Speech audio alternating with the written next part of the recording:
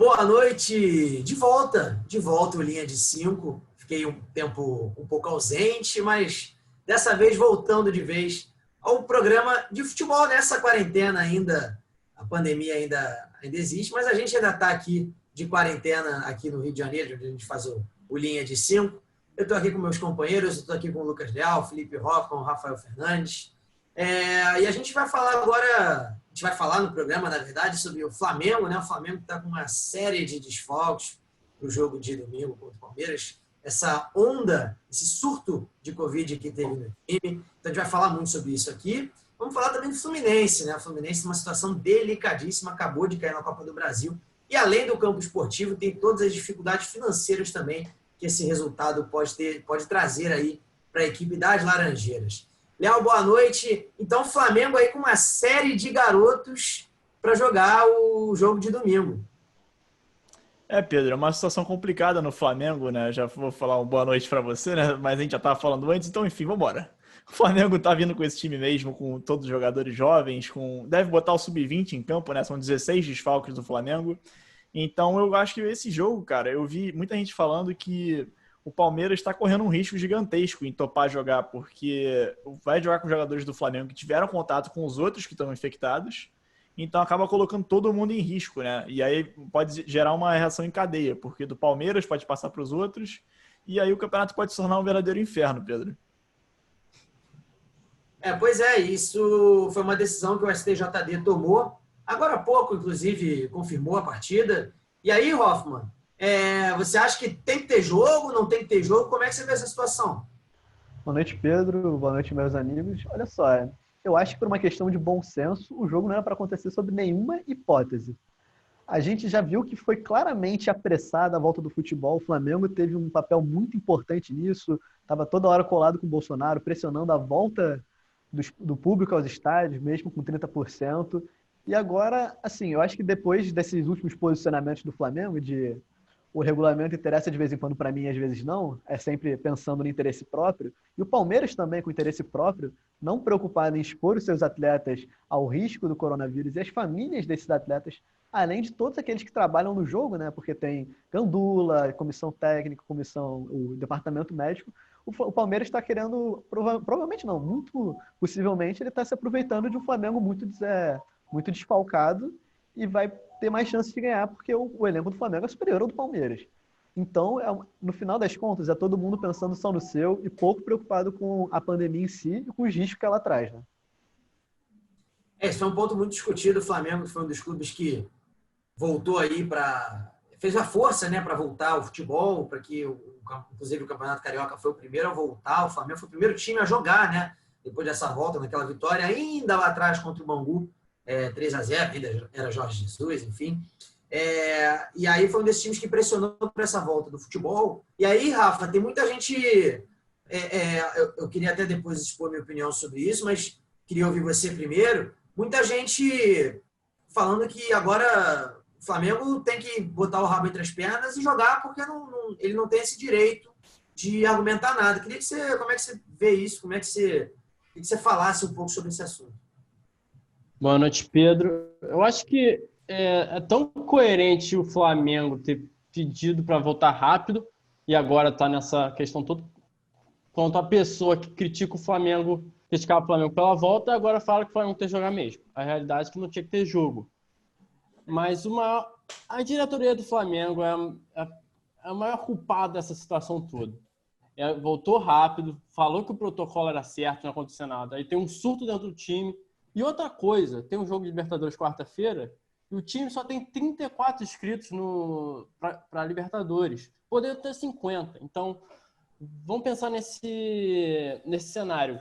Os jogadores contaminados não voltam a tempo. O Flamengo ia ter 15 jogadores, até menos, na partida de Libertadores. É uma responsabilidade e mostra um amadorismo da diretoria do Flamengo.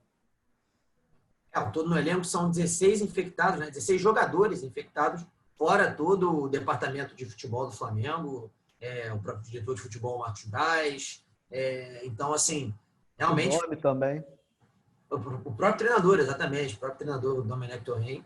Então, foi realmente um surto que aí o Flamengo vai ter que jogar agora contra o Palmeiras. são, por um acaso, esse jogo, o Flamengo tem mais jogadores à disposição, vão ser 20 atletas, se não me engano, mais 15 da base. Né? O Flamengo vai ser praticamente um sub-20 ali, um grande teste até para os garotos jogarem essa partida do domingo. Leal, eu queria que você falasse, antes de eu expor até aquela opinião que eu fiquei devendo aqui, mas como é que você vê esses garotos entrarem no meio de um surto desse do meio do time, né, e entrarem para jogar um jogo, e não é qualquer jogo, né? A gente está falando de um Palmeiras e Flamengo, uma das maiores rivalidades recentes aí do Brasil. O Palmeiras, entendo querer jogar, porque foi mordido no passado, tomou um 3-1, né? 3-1, assim, humilhante dentro de casa, o Flamengo já campeão. Então o Palmeiras, eu entendo, querer jogar porque está mordido e ver a oportunidade nesses garotos do Flamengo, né? Do Flamengo, esse time de garotos, de tentar talvez dar um troco. Como é que você vê esses garotos aí do Flamengo entrando em campo para jogar esse jogo contra o Palmeiras domingo? Cara, eu acho que o Flamengo vir com esse time jovem, assim, tem chance até de vencer o Palmeiras, porque eu não vejo o Palmeiras jogando bem esse ano. Eu acho que é um time que tá devendo muito pro elenco que tem. O trabalho do Luxemburgo não é bom, sabe? Eu acho que o Luxemburgo, ele se perdeu um pouco na carreira dele, né? Eu acho que, tipo assim, não acho que ele tá ultrapassado, mas eu acho que o que ele tenta fazer, ele virou um técnico de time com poucos recursos, entendeu? E quando ele chega no espaço com muitos jogadores bons, ele não tá sabendo puxar, sabe? Acho que ele ficou um pouco cerceado com essa situação de Vasco, de Sport que ele treinou anteriormente, em que ele tem que jogar para trás, ele tem que ganhar de 1-0 e segurar esse 1-0. Então, acho que ele se perdeu nisso, sabe? Eu acho que ele não sabe explorar o elenco que ele tem no Palmeiras, com o Zé Rafael, com o Gustavo Scarpa e outros grandes nomes. Então, eu acho que o Flamengo tem até chances de vencer com esse time de garotos, porque eu acho que para muitos deles vai ser o jogo da vida, assim, né? Um jogo que você pode se mostrar, que você pode realmente mostrar que você quer ser um profissional do Flamengo, entendeu? Então, eu sinto que eles podem vencer, e se eu não me engano, vocês podem corrigir aí, mas acho que esse time foi o time que jogou contra o Vasco no Campeonato Carioca, né? Aquele jogo que teve o Vasco com um time jovem, o Flamengo com um time de jovens, e aí esse time venceu o Vasco por 1-0, mais ou menos, né? O Rafa já tá falando aí, tem alguns jogadores. Mais ou menos. Então, eu acho que, assim, também já não são tão crus assim, sabe? Eu acho que são jogadores que podem estar acostumados, e o fato de não ter torcida, acho que ajuda muito, entendeu? Acho que vai ser um fator, assim, que vai deixar o jogo mais leve para esses jogadores jovens. Então, não vejo o Palmeiras tão... Tipo assim, o Palmeiras é favorito por estar com o seu time principal, mas pode ter um grande custo também, como eu falei, para o Palmeiras esse jogo. Talvez já um time mais parecido com o que jogou contra o Fluminense no Campeonato Carioca, mas eu ainda vejo esse time que vai jogar no domingo contra o Palmeiras um time ainda mais jovem.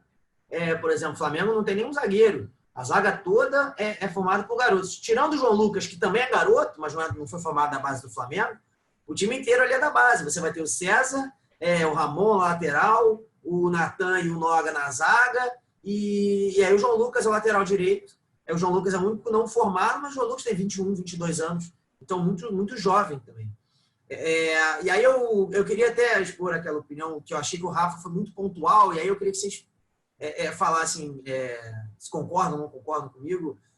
Eu acho que, assim, o Rafa, quando ele falou que as mesmas pessoas que pediam para o Flamengo não jogar lá atrás, elas pedem para o Flamengo jogar agora. E, assim, eu acho isso muito controverso. Acho que na minha opinião, não era para ter jogo. Tá? Não era para ter jogo. Eu acho que, assim, o Flamengo pedir para não ter jogo, lidar com um bom senso é outra. Eu acho que não tinha como ter jogo no Flamengo agora.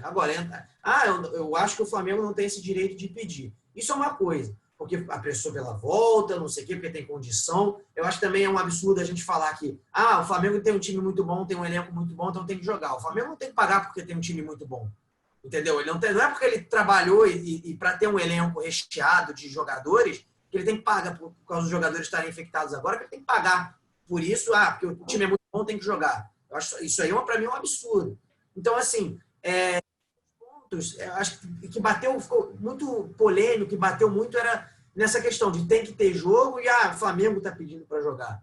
Eu acho que, assim, na questão do bom senso não tinha que ter jogo. O Flamengo pedindo para jogar, você pode concordar, até porque, por exemplo, o Goiás jogou, né? Teve o jogo desmarcado em cima da hora, mas jogou 3 dias depois com um time desfacelado. Então, por que o Flamengo não poderia jogar? Realmente, o Flamengo, por essas circunstâncias, teria que jogar. Mas, para mim, eu vejo um absurdo na posição de muita gente que eu vi, assim, assim, usando até uma expressão que eu não li, não foi usada, mas assim, dá ao entender, é como se fosse um grande bem feito, entendeu? Bem feito para o Flamengo, que está com jogadores infectados agora com Covid e vai ter que jogar desfalcado.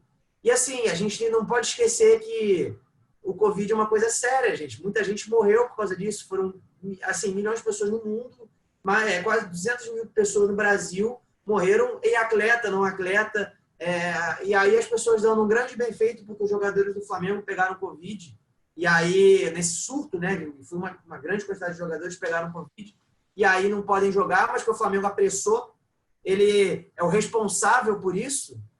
Então, tipo assim, essa opinião, assim, para mim, bateu muito e me desapontou, porque eu li muita gente, referências até, assim, nós aqui, que a gente já falou abertamente aí para vocês, que somos futuros jornalistas, né? Muita gente no meio falando um pouco dessa opinião, assim, meio, para mim, totalmente errada, errônea. Então, assim, eu fiquei até um pouco decepcionado vendo por esse lado, assim, o Flamengo não pode falar nada, entendeu? Porque foi ele que apressou. Então, assim, eu fico um pouco desapontado. Essa é um pouco a minha opinião, assim, um pouco até da falta de bom senso. E, tipo assim, olha, gente, eu concordo, não tem que ter, eu acho que o Flamengo não tem que pedir porque ele adiou, tem que ter jogo por outras circunstâncias, realmente, porque se outros times jogaram, ele não tem que ser diferente do que os outros. Mas falar, né, de uma forma como se gerasse esse grande bem feito, que o Flamengo está infectado e ele que apressou e tinha que jogar, eu fiquei um pouco desapontado, assim, um pouco até uma sensação esquisita, falando assim, não é isso, entendeu? Não sei se vocês concordam comigo, se vocês querem acrescentar alguma coisa. Então, eu acho que muito dessas reações que você falou, eu acho que tem a ver um pouco com essa questão do tratamento diferente.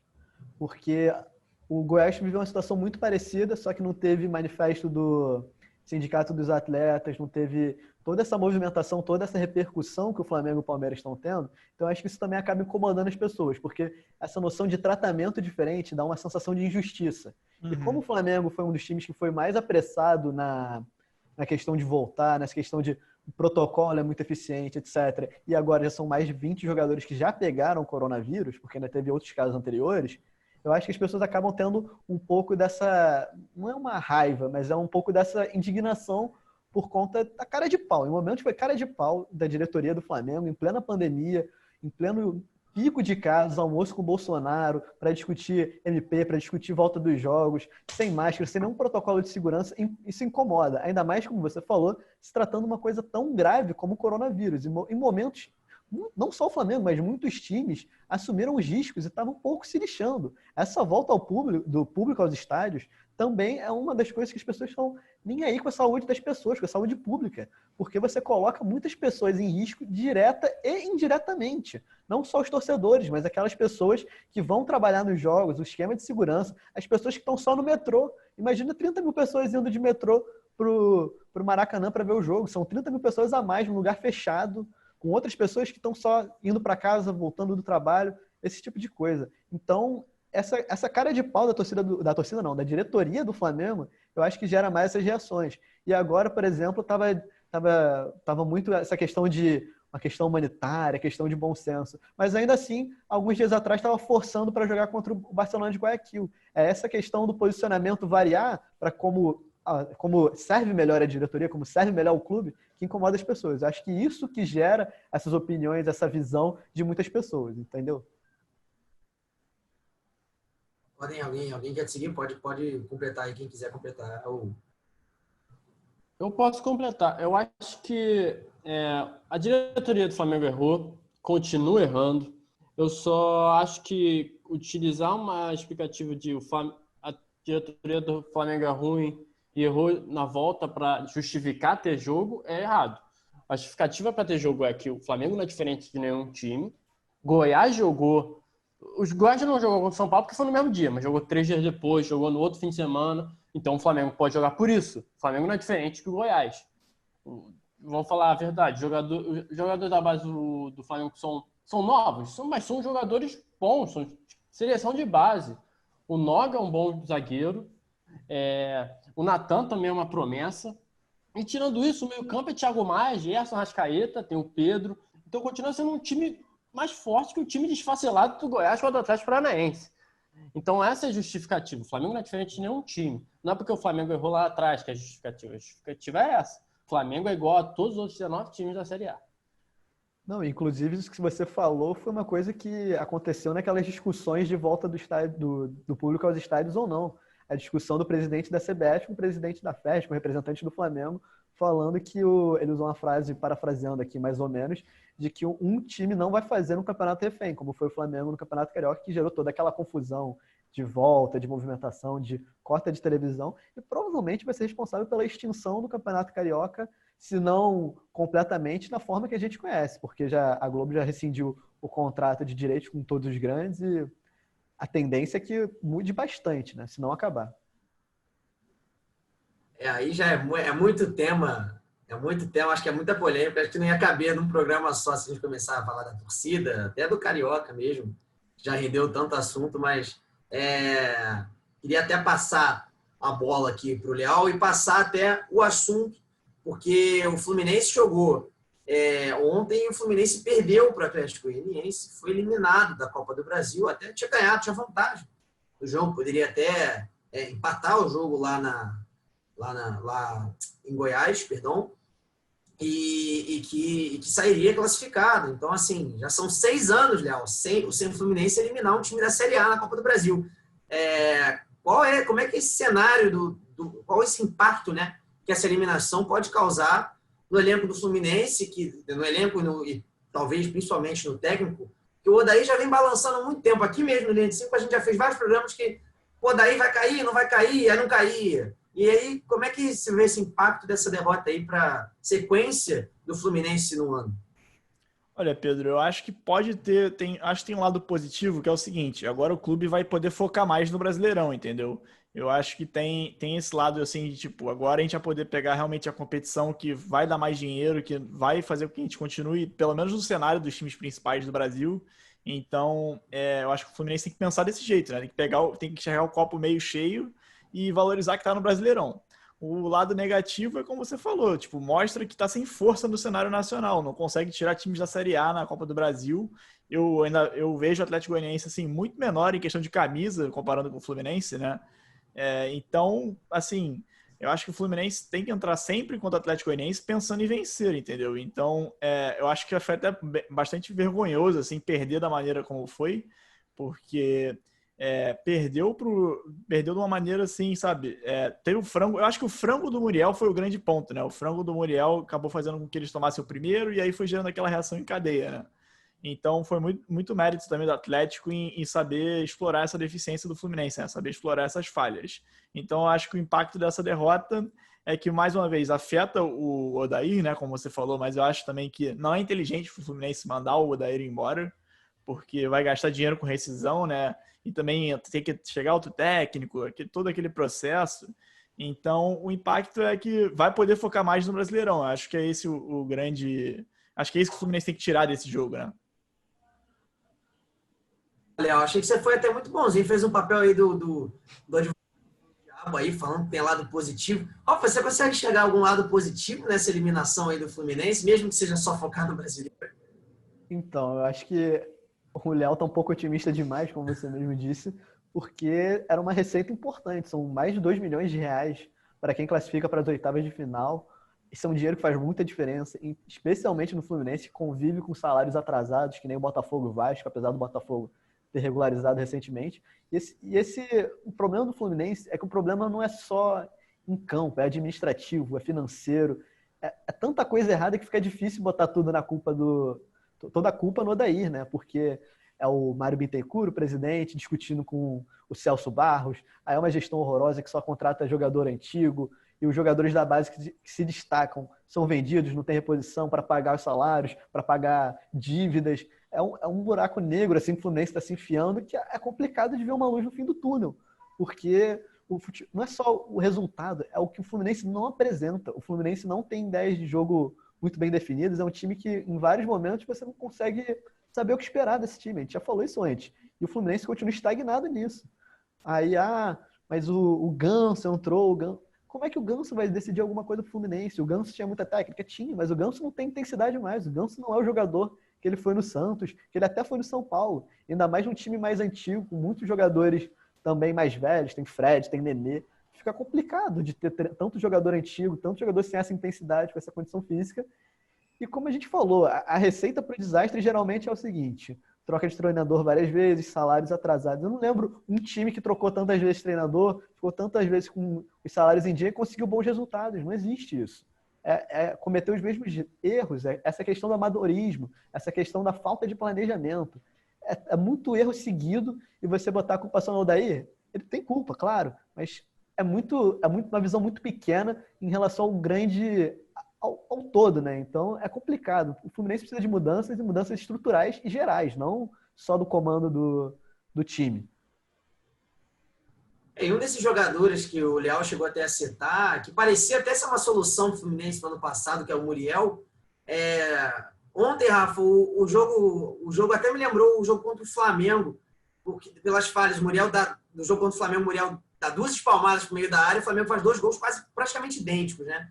E ontem ele falha bizonhamente no primeiro gol.